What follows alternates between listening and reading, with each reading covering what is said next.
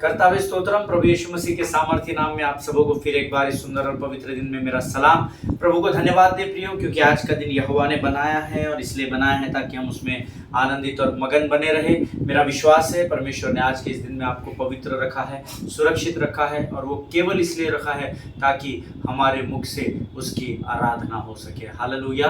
प्रभु का मैं धन्यवाद देता हूँ क्योंकि परमेश्वर अपने उपस्थिति के साथ फिर एक बार हमारे मध्य में है, और प्रभु का आप धन्यवाद दे ताकि परमेश्वर आपके धन्यवाद के द्वारा प्रसन्न हो सके। आमीन। हम पिछले कई दिनों से लगातार ऑफेंस वर्सेस फॉरगिवनेस इस अध्ययन को कर रहे हैं, और आज भी हम उसी विषय में हैं। प्रभु का धन्यवाद दे कि परमेश्वर वचनों के द्वारा दिन प्रतिदिन हमसे बातचीत कर रहा है। कल भी हमने कुछ अद्भुत बातों को सीखा, कल हमने कुछ नई बातों को ग्रीक भाषा के द्वारा सीखा। प्रभु का धन्यवाद हो, कई लोगों के जीवन में परमेश्वर ने आशीष दी और कई लोगों ने मुझसे इस विषय में बातचीत भी की है। आज फिर एक बार हम उसी विषय में आगे बढ़ेंगे, लेकिन इससे पहले क्यों ना हम सब अपने अपने पवित्र शास्त्र निकाल ले और इस समय हम कुछ वचनों को पढ़कर स्वर्ग के परमेश्वर यहोवा का गुणानुवाद करें, उसका धन्यवाद करें, क्योंकि वह विश्वास योग्य परमेश्वर है और वो परमेश्वर जो धर्मी की हर एक प्रार्थना को सुनता है वो इस समय हमारे मध्य में है। आज हमने पढ़ने के लिए जो वचन चुने हैं प्रियो, वो पाए जाते हैं भजन संहिता 32 उसके 5 से लेकर तो 10 वचनों को हम पढ़ेंगे। भजन संहिता 32, the book of psalms chapter 32 verses 5 to 11। In fact हम 5 से 11 वचन पढ़ेंगे।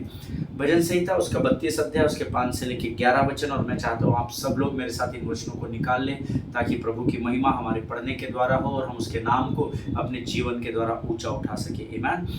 परमेश्वर का वचन कहता है, भजन संहिता 32 उसके 5 में कहता है, जब मैंने अपना पाप तुझ पर प्रकट किया और अपना अधर्म न छिपाया और कहा मैं यहोवा के सामने अपने अपराधों को मान लूंगा, तब तूने मेरे अधर्म और पाप को क्षमा कर दिया। इस कारण हर एक भक्त तुझसे ऐसे समय में प्रार्थना करे कि जबकि तू मिल सकता है। निश्चय जब जल की बड़ी बाढ़ आए तो भी उस भक्त के पास न पहुंचेगी।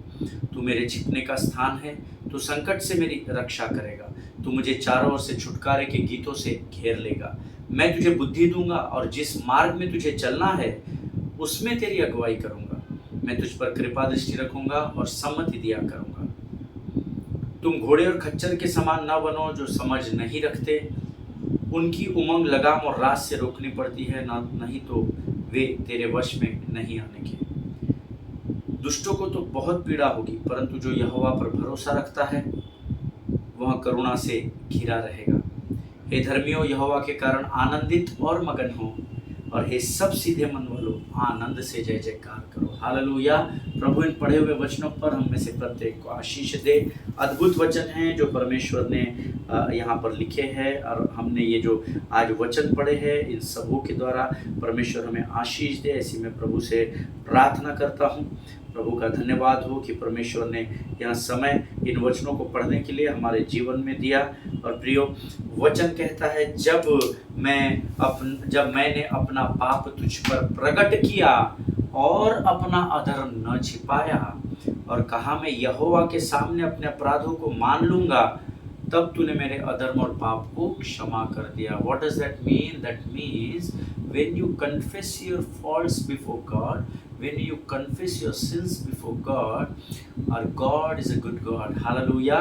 He forgive all your sins. जब आप पश्चाताप करते हैं, अपने मुख के द्वारा परमेश्वर के सामने अंगीकार करते हैं कि प्रभु मुझसे गुनाह हो गया, मुझसे पाप हो गया, चाहे वो आपके शरीर के द्वारा हो, चाहे वो आपकी आंखों के द्वारा, आपकी आत्मा के द्वारा, आपके कानों और आपके विचारों के द्वारा हो, किसी भी प्रकार का कार्य जो परमेश्वर के वचन के विरोध में आपसे होता है, जब आप परमेश्वर से उसके लिए क्षमा मांगते हो, यकीन जानिए वचन वायदा करता है तब तूने मेरे अधर्म और पाप को क्षमा कर दिया। पास्टर साहब, परमेश्वर तो हमारे हृदय की हर एक बात को जानता है, फिर उसको बोलने की ज़रूरत क्या है? आपको बोलना पड़ता है, क्योंकि विश्वास के लिए मुंह से अंगीकार किया जाता है, ऐसा वचन में लिखा हुआ है। हालेलुया। प्रियो, वचन सत्य का वचन है, ये बोल वचन नहीं है, ये सत्य का वचन है। और सत्य का वचन जब आप अंगीकार करते हैं तो आप सत्य आपको आज़ाद करता है, ऐसा वचन में लिखा है। हालेलुया। जब हम अपने पापों का अंगीकार यहोवा के सामने करते हैं, स्वर्ग हमें क्षमा कर देता है। इस बात को हमेशा याद रखिएगा। इस कारण हर एक भक्त तुझसे ऐसे समय में प्रार्थना करे कि जब तू मिल सकता है। हालेलुया। पास्टर, प्रभु कब मिल सकता है? प्रभु 24 घंटे अवेलेबल है। हालेलुया। वो he is available for 24 hours. आमीन। आप जब उसको पुकारते हो आपकी प्रार्थना को सुनता है। लेकिन मेरा अनुभव कहता है अपने जीवन के शांत समय में जब आप उसको पुकारते हैं, जब आपके आसपास ज़्यादा भीड़ भड़का ना हो, ज़्यादा शोर ना हो, क्योंकि पवित्र आत्मा की आवाज़ समय आने पर तूफान के नहीं बड़ी भी होती है और समय आने पर बड़ी धीमी आवाज़ में भी स्वर्ग का परमेश्वर बात करता है। हालेलुया। सो परमेश्वर को अक्सर ऐसे समय में खोजे जब आसपास सब आपके शांत रहे और उस समय सिर्फ आप और आपका बाप, इसके अलावा कोई भी वहां पर पाया न जाए। हालेलुया। आमीन। निश्चय जब जल की बड़ी बाढ़ आए तो भी उस भक्त के पास नहीं पहुंचेगी। हालेलुया। जब आपका ध्यान यहोवा की ओर लगा रहता है तो वचन वायदा करता है, जब भी अगर कोई ऐसी बड़ी बाढ़ आई, कोई ऐसी भयंकर परिस्थिति आपके जीवन में आएगी, लेकिन अगर उस समय आप पिता के साथ बने हुए हैं उस रिश्ते में, तो बड़ी बाढ़ भी आपका कुछ नहीं बिगाड़ने पाएगी। हालेलुया। आमीन। 7 वचन कहता है, तू मेरे छिपने का स्थान है, तू संकट से मेरी रक्षा करेगा, तू मुझे चारों ओर से छुटकारे के गीतों से घेर लेगा। आमीन। कितने लोग विश्वास करते हैं कि परमेश्वर आपका छिपने का स्थान है? तू मेरा शरण स्थान, तू मेरा गढ़ है, संकट में मेरा दोस्त, तू मेरा प्रभु। आराधना करूं मैं पूरे दिल से, मैं तुझे ढूंढूंगा संपूर्ण जीवन में, तेरी सेवा करूंगा तन मन और धन से, मैं हूँ यहाँ। आमीन। परमेश्वर आपको हर समय हर स्थान पर मिल सकता है जब आप उसको अपना शरण स्थान और गढ़ मान लेते हैं। वचन कहता है, उसका वायदा है, वो आपकी संकट से रक्षा करेगा। हालेलुया। आमीन। 8 वचन कहता है, मैं तुझे बुद्धि दूंगा। आमीन। जब आप आपके पापों का अंगीकार यहोवा के सामने करते हैं, परमेश्वर, स्वर्ग का परमेश्वर आपको स्वर्गीय बुद्धि से भरता है और जिस मार्ग में मुझे और आपको चलना है उसमें मैं तुम्हारी अगुवाई करूंगा। ये मेरे यीशु नासरी का आज आपसे वायदा है। आपके जीवन के हर उस क्षेत्र में जहां परमेश्वर के हाथों को थाम कर उसके मार्ग पर चल रहे हैं, प्रभु का वायदा है परमेश्वर उस मार्ग में आपकी अगुवाई करेगा। हालेलुया। मैं तुझ पर कृपा दृष्टि रखूंगा और सम्मति दिया करूंगा। किस बात की सम्मति देगा परमेश्वर हमको? हम जिस कार्य में आगे बढ़ना चाहते हैं वो कार्य जब प्रभु की इच्छा और योजना के अनुसार रहेगा तो परमेश्वर हमें सम्मति देगा, हमारे साथ खड़ा हो जाएगा कि हाँ, जिस कार्य को करने की तूने सोचा है वो मेरे वचन के आधार पर पाया जा रहा है, इसलिए मैं तुझे उस कार्य को करने की अनुमति देता हूँ। हालेलुया। यीशु नासरी वायदे का पक्का परमेश्वर है, वो कभी बदलता नहीं है। तुम घोड़े और खच्चर के समान न बनो जो समझ नहीं रखते। हम दोनों को जानते हैं, हम घोड़ों को भी जानते हैं और घोड़ों के जो पोनी होते हैं उनको भी हम जानते हैं, जो खच्चर होते हैं या जो गधे भी होते हैं उनको हम जानते हैं।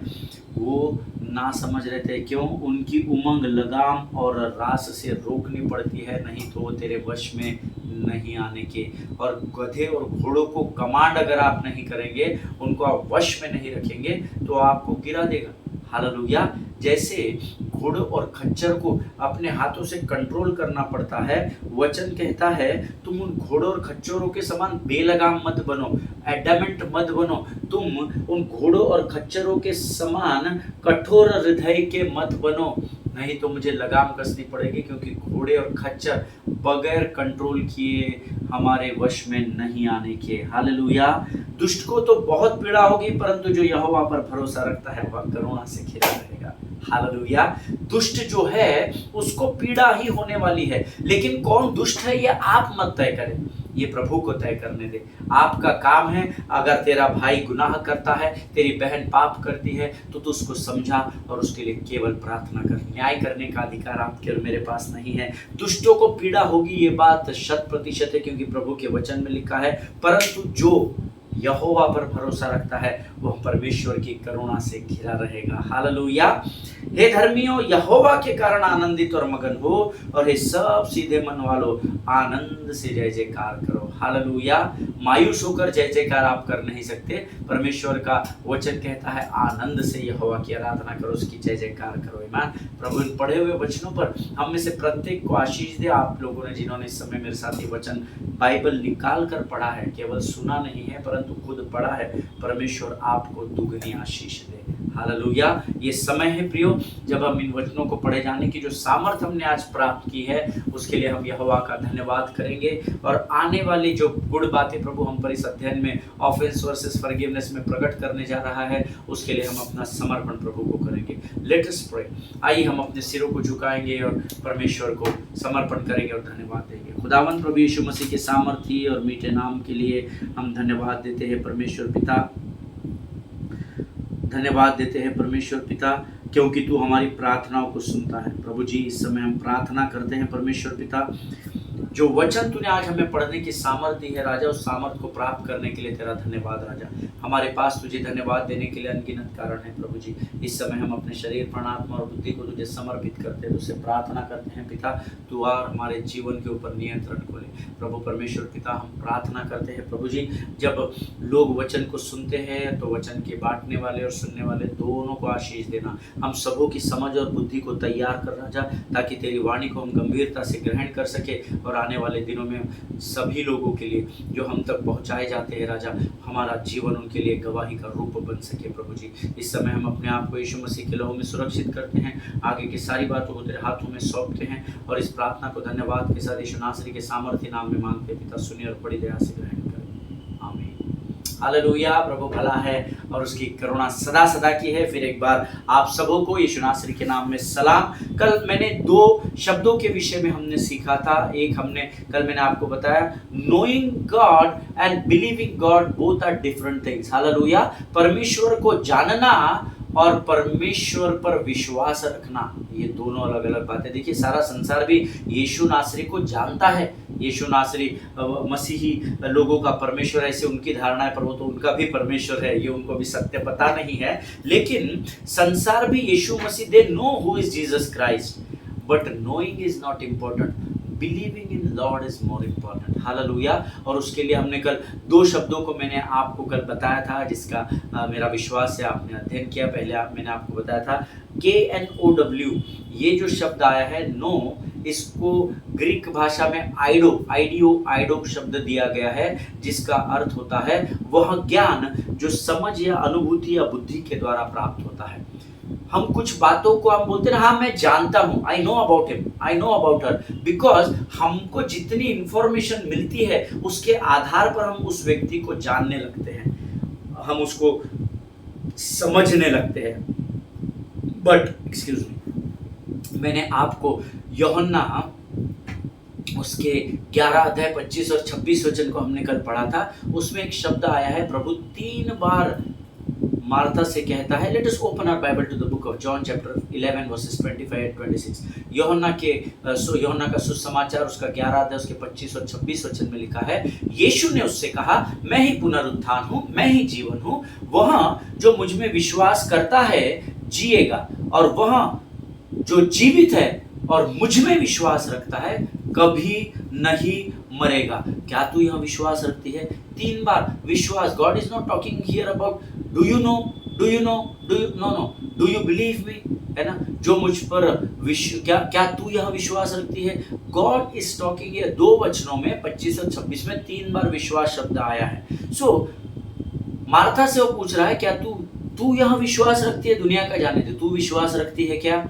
इसको, ये जो बिलीव, ये जो वर्ड आया है, इसको ग्रीक भाषा में पिस्टियो कहा जाता है। पिस्टियो, PISTUEO, पिस्टियो, PISTUEO। पिस्टियो का अर्थ मैंने कल आपको बताया था, to have faith and trust इन।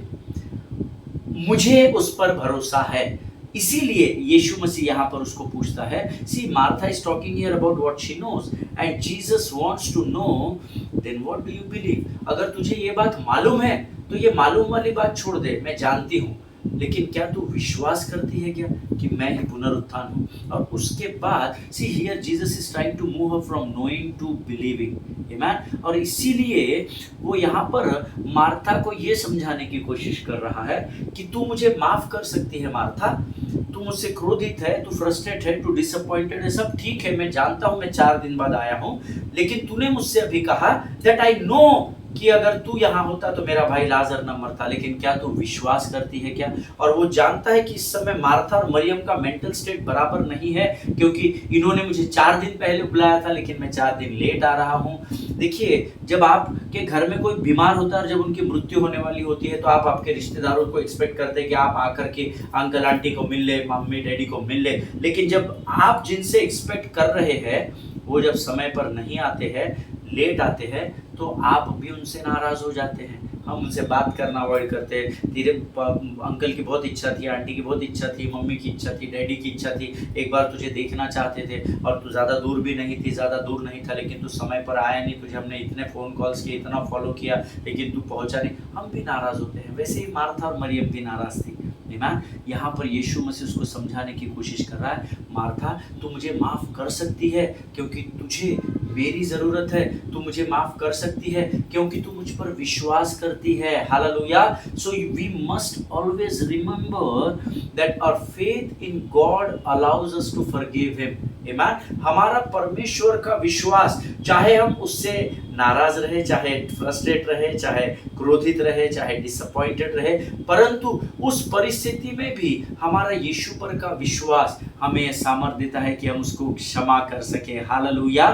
कई बार हम सोचते हैं प्रभु समय पर आ जाता तो ऐसा हो जाता, वैसा हो जाता, और जब वो बातें होती नहीं हम उससे नाराज हो जाते हैं। लेकिन प्रभु यहाँ मार्था को कहता है, मार्था तो फिर भी मुझे अभी क्षमा कर सकती है क्योंकि तू मुझ पर विश्वास करती है और तुझे मेरी ज़रूरत है। हालेलुया। जो प्रश्न उसने मार्था से पूछा था वही प्रश्न आज यीशु आपसे और मुझसे पूछ रहा है। डू यू ट्रस्ट मी? क्या तुम मुझ में विश्वास करते हो? When worst has happened in your life, जब आपके जीवन में परिस्थितियां बद से बदतर हो गई है, तो क्या पास्टर अमित आप मुझ पर विश्वास करते हो? When things are not happening according to your plans pastor, do you believe me? जब तुम्हारे तय किए हुए योजनाओं के अनुसार तुम्हारे जीवन में काम होते हुए नहीं दिख रहे पास्टर साहब, तो क्या आप उस परिस्थिति में जब आपको बातें सही नहीं दिख रही होती हुई, तब तू मुझ पर विश्वास करता है क्या? God is asking us today that do you trust me when things are happening against your will? क्या तुम्हारे इच्छा के विरोध में जब काम होते हुए दिखाई दे रहे हैं, क्या तब तुम मुझ में विश्वास कर रहे हो क्या कि मैं इस काम को सफल कर सकता हूँ? जो प्रश्न उसने मार्था से पूछे वही प्रश्न आज प्रभु मुझसे और आपसे पूछ रहा है। हालेलुया। जिनके सुनने के कान हो वो सुन ले कि परमेश्वर इस समय, परमेश्वर का आत्मा कलीसिया से क्या पूछ रहा है और क्या बता रहा है। आमीन। और आगे जब आप 27 वचन पढ़ेंगे, the gospel of John chapter 11 verse 27, वहां लिखा हुआ है, मार्था यीशु से बोली, हाँ प्रभु, इसको अंडरलाइन कर ले, मैं विश्वास करती हूँ कि तू मसीही है, परमेश्वर का पुत्र जो जगत में आने वाला था। हालेलुया। अगर आप मेरी बात से सहमत है तो आप आमीन कहेंगे। आमीन। वचन में इस 27 वचन को हाईलाइट करें, मैं विश्वास करती हूँ। आमीन। हाँ प्रभु, मैं विश्वास करती हूँ कि तू मसीह है, परमेश्वर का पुत्र जो जगत में आने वाला था। हालेलुया। मैं आपको यहाँ बताना चाहता हूँ कि यूहन्ना की जो पुस्तकें हैं ना, प्रकाशित वाक्य हो गया, यूहन्ना का सुसमाचार, यूहन्ना ने इन वचनों को बहुत गहराई में लिखा हुआ है, या ये बहुत ही प्रोलेप्सिस तरीके से लिखा हुआ है। इट इज बहुत डीप में लिखता है यूहन्ना। और आप प्रकाशित वाक्य की पुस्तक भी पढ़िएगा, अद्भुत रीति से लिखा हुआ है यूहन्ना ने। यूहन्ना के सुसमाचार में वो प्रोलेप्सिस तरीके से लिखता है। अब आप में से बहुत सारे लोगों को प्रश्न होगा प्रोलेप्सिस का अर्थ क्या होता है, वो आप डिक्शनरी में बाद में खोजना, इंग्लिश डिक्शनरी में। मैं अभी आपको बताता हूँ प्रोलेप्सिस का अर्थ क्या होता है। Original meaning of prolepsis, prolepsis means to speak about an event in future as if it happened in the past. भविष्य की बातों को इस प्रकार से बोलना मानो वो आपके जीवन के अतीत के समय में आपके साथ हो चुकी है या घट चुकी है, उसको कहा जाता है प्रोलेप्सिस। आमीन। भविष्य की बातों का अंगीकार ऐसे कॉन्फिडेंस के साथ करना मानो वो बातें आपके साथ पहले घट चुकी है। हालेलुया, आमीन। इसका अर्थ होता है, देखिए शायद आपको प्रोलेप्सिस इस शब्द को समझने में शायद कुछ लोगों को कठिनाई हो रही होगी, तो मैं आपको वचन के द्वारा इसको समझाने की कोशिश करता हूं और प्रभु से प्रार्थना करता हूं कि प्रभु आपके हृदय में इन वचनों की गहराई को डाले और आप इस शब्दों को जान सके। What is prolepsis? आमीन। Let us open our Bible to the gospel of John chapter 11 verses 1 and 2।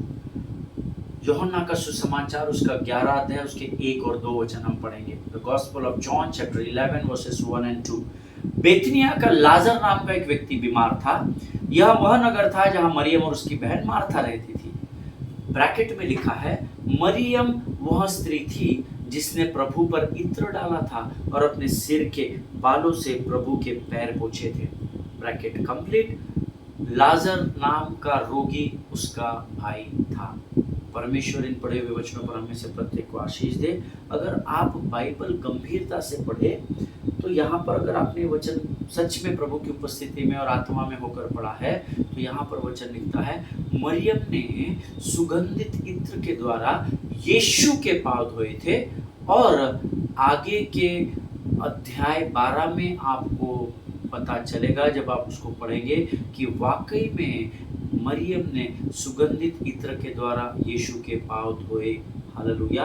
अब आपके दिमाग काम नहीं कर रहे होंगे कि ये पास्टर हमको क्या बता रहा है। Let us open our Bible to the gospel of John chapter 2 and 3।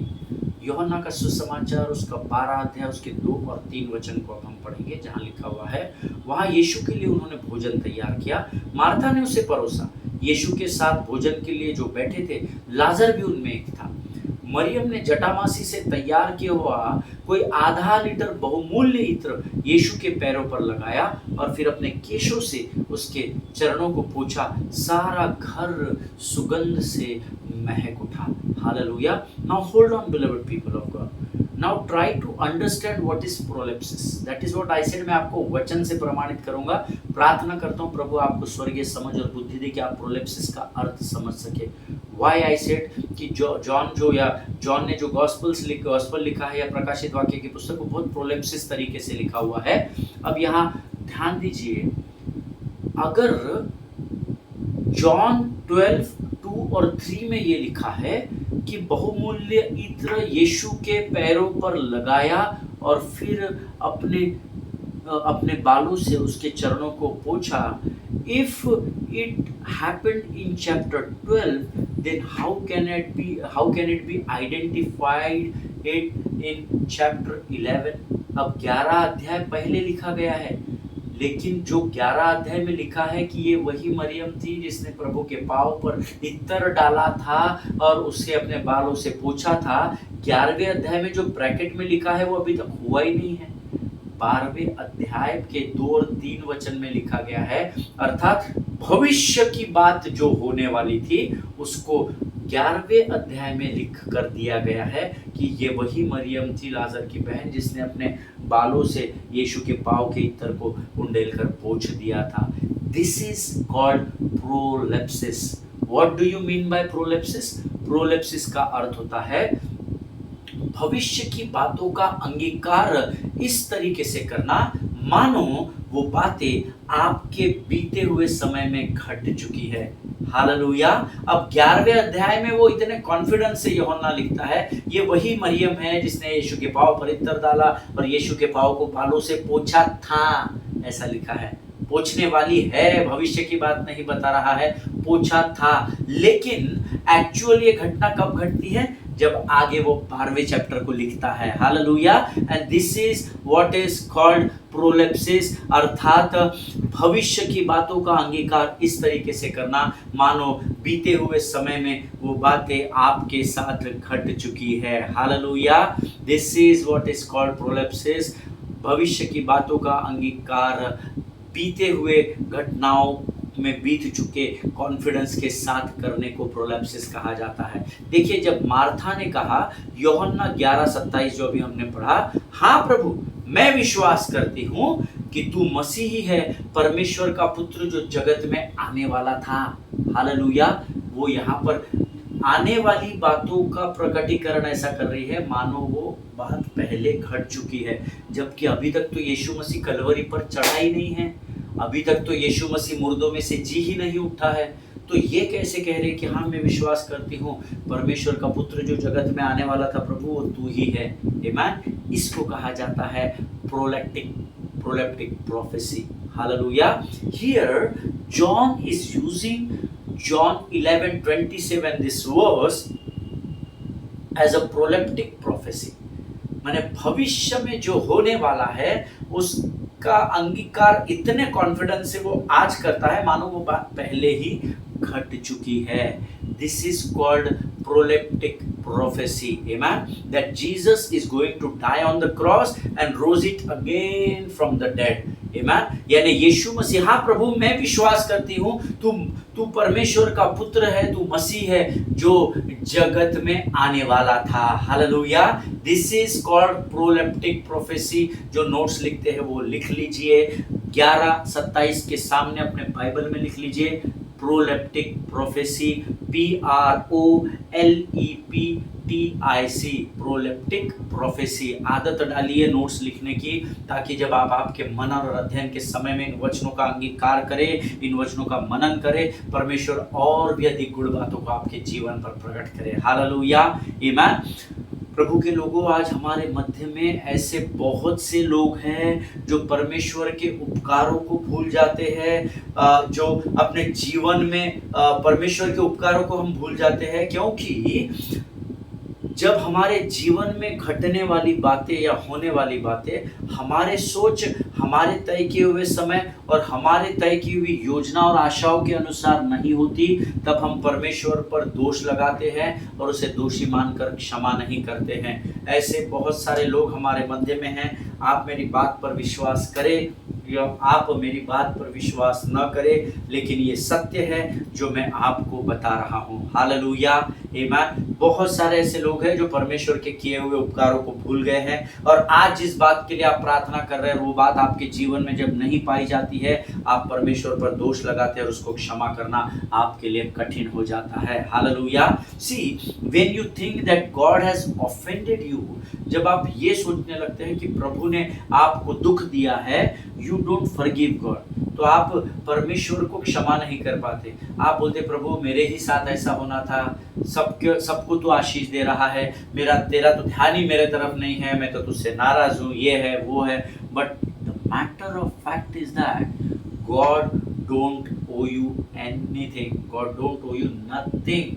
परमेश्वर पर आपका 1 रुपए का कर्जा नहीं है, परमेश्वर कोई आपको दबेल नहीं है, आपको दबा हुआ नहीं है। जो आप ये सोच रहे हैं कि परमेश्वर ने मुझे दुख दिया है और इसीलिए मैं अभी परमेश्वर को क्षमा नहीं करूंगा, आप परमेश्वर को क्षमा नहीं करने से परमेश्वर को फर्क नहीं पड़ेगा, क्योंकि परमेश्वर किसी भी मनुष्य का कर्जदार नहीं है। हालेलुया। जिनके सुनने के कान हो वो सुन ले। परमेश्वर, God is not a debtor of any man. अगर आज आप में से कोई परमेश्वर से क्रोधित है और उसको अगर क्षमा नहीं कर पा रहे हैं, तो उससे निकलने का एक आसान तरीका मैं बताता हूँ।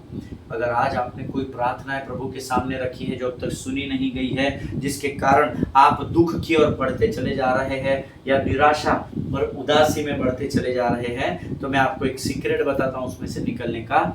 उन सारी भली बातों को स्मरण करना आरंभ करें जो प्रभु ने आपके जीवन में इस समय तक की है। यहोवा एबेनेजर बन के उन सारे उपकारों को याद करें जो परमेश्वर ने आपके जीवन में किए हुए हैं। हालेलुया। हे मेरे मन, यहोवा को धन्य कहे और उसके किसी भी उपकार को तो न भूलना। हालेलुया। अगर आज आप परमेश्वर से डील नहीं कर पा रहे हैं, परमेश्वर के सामने जाने में कठिनाई प्राप्त हो रही है, परमेश्वर को क्षमा नहीं कर पा रहे, तो अपने अतीत के उन सारे उपकारों को स्मरण करना इस समय तक जो परमेश्वर ने आपके ऊपर हजारों लाखों और अनगिनत उपकार जो किए हुए हैं, तो आपको परमेश्वर आशीषों से भरता चला जाएगा। हालेलुया। जब आप उन उपकारों को स्मरण करेंगे, जब आपकी विकट परिस्थितियों में परमेश्वर ने आपको सहायता की, तो परमेश्वर आपको आशा से भरेगा कि आज तेरी इस परिस्थिति में भी मैं तेरी सहायता और मदद करूंगा। हालेलुया। परमेश्वर इन बातों को समझने में आपकी सहायता और मदद करे। प्रभु भला है और उसकी करुणा सदा सदा की है। प्रियो, आज हम यहाँ समाप्त करेंगे, कल हम यहीं से और आगे के वचनों की ओर बढ़ेंगे। मेरा विश्वास है परमेश्वर ने आज आपको बड़ी आशीष और बरकत दी है। अगर प्रभु ने आपसे बातचीत की है, आप कमेंट बॉक्स में अपनी गवाही को लिख सकते हैं। आपको अगर कोई प्रश्न है, आप कमेंट बॉक्स में लिखिए, मुझे ईमेल कीजिए। मेरी ईमेल आईडी डेस्क पे दी हुई है और मैं कोशिश करूंगा कि मैं आपके प्रश्नों का उत्तर दे सकूं। हालेलुया। आइए इस समय हम अपनी आंखों को बंद करेंगे और धन्यवाद के बलिदान यहोवा को चढ़ाएंगे। खुदावन प्रभु यीशु मसीह के सामर्थ्य मीठे और अद्भुत नाम के लिए धन्यवाद देते हैं। प्रभु जी, जैसे मार्था के जीवन में तूने आशीष दी, तू हमारे जीवन में भी आशीष देने वाला परमेश्वर है। राजा, तेरा वचन कहता है, धन्य है वह जाति जिन्होंने बिना देखे तुझ पर विश्वास किया है। आज के इन अद्भुत और सुंदर वचनों के लिए धन्यवाद देते हैं प्रभु जी, और हम विश्वास करते हैं तूने आज हमें सत्य से भरा है और फिर एक बार आजाद किया है। राजा, जितनों ने सुना उनमें से प्रत्येक को आशीष दे और उनकी समझ और बुद्धि के ज्ञान को तो बढ़ाता चल परमेश्वर पिता। इस समय हम अपने आप को यीशु मसीह के लहू में सुरक्षित करते हैं। सारी बातों में महिमा तुझको देते, आगे के समय को तुझे सौंपते हुए विनती को धन्यवाद के साथ यीशु नासरी के नाम से मांगते, सुन और बड़ी दया से ग्रहण कर। आमीन, आमीन। हालेलुया। प्रभु आप सबों को आशीष दे। हम कल फिर मुलाकात करेंगे। इजराइल के लिए प्रार्थना करें, भारत देश के लिए प्रार्थना करें, अपने पासवानों के लिए, उनके परिवारों के लिए जरूर प्रार्थना करें। एक दूसरे को प्रार्थना में उठाकर रखें। कम से कम एक व्यक्ति को रोज गवाही सुनाएं। आमीन। प्रभु आप सबों को आशीष दे। God bless you all.